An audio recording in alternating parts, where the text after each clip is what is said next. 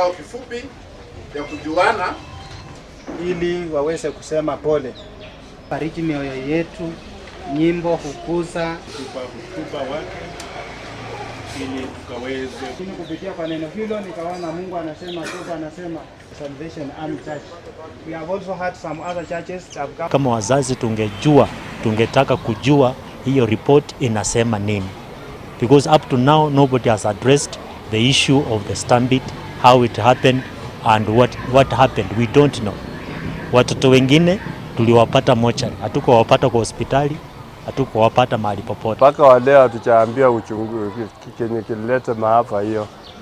Kufikia wakati huu hatujaambia chochote. Kwanza nashukuru serikali kwa ajili ya kuhakikisha kwamba watoto wanasoma, lakini kile ningetoa mwito kwa serikali watende ni kwamba wasiweke population kubwa kwa shule moja, maana kumanage shule kubwa kama hii wakati mwingine iko na changamoto.